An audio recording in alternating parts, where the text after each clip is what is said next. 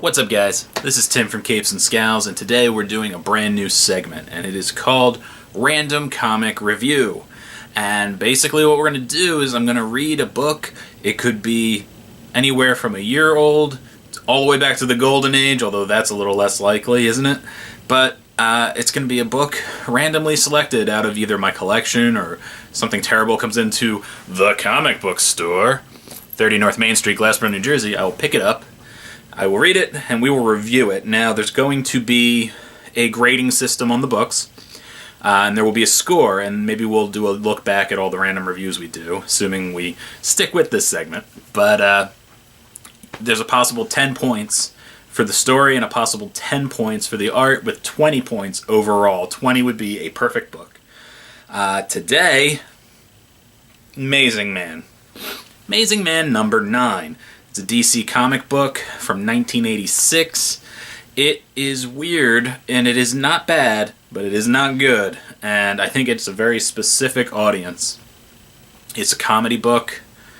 It has a lot of references. It doesn't hold up as well, because there's a lot of references to things kids today certainly won't get.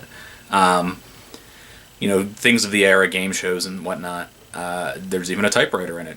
Do kids know what a typewriter is anymore? But I guess no, they don't. But anyways, the story is pretty good, but it's outdated. It would be the equivalent of somebody who likes, doesn't like their Rick and Morty kind of toilet humor, which is great, or they'd rather have like Little Rascals. So if you could find like Peanuts or Little Rascals or something like that, a little more humorous, this is maybe more for you. Not that it's all simple humor, it's actually got some good humor in it, but it is more designed where it's a bunch of silly things happen and they all culminate in the end. Basically, Amazing Man thinks he's a superhero, he wants to be a superhero, he makes a costume, and he bumbles his way through adventures and usually haplessly solves the day at the end. The depiction of the police chief is pretty funny. The fact that he has a hook on his new utility belt that catches on everything and causes a lot of havoc. It's very slapsticky, but like mild slapstick. It's well written. It just, like I said, won't hold up. Like there's Laurel and Hardy gag in here, things like that. I know. Frank Miller loved the book, and he even has The Dark Knight Returns appear on, I believe, the final cover. I think it's issue 12. But it's a little-known, kind of beloved character, just because he's so weird.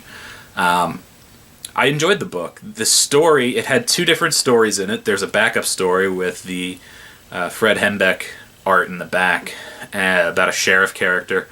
The story was not as strong, although the ending was pretty good, where the editor, they're writing the story about this sheriff, and the editor gets the story, and at the end he hates the ending, so he just changes it, and the story it's instantly better. It's pretty funny.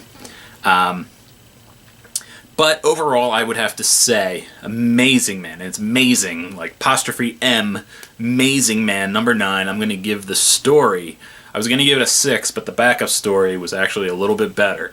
I gave it a 7 out of possible 10. Like I said, it's not for everybody, but it does what it sets out to do. I can read it today and I know what's going on. It might be harder for somebody a little younger than me. Like, I'm 34. I get some of the 60s, 70s humor because it was in reruns in the 80s when I was little. And the art, I was going to give a 7 as well. And not everybody likes Hembeck's art. I do. But if you don't, it would definitely detract from the book. So keep that in mind if you're going to seek out Amazing Man. So 7 and 7, that's 14 out of a possible 20. The book does what it sets out to do. It's just no bells, no whistles. It's a thing and it happened. So that's been our random comic review number 1. I hope you guys like it, and I hope I can keep cranking these out for you.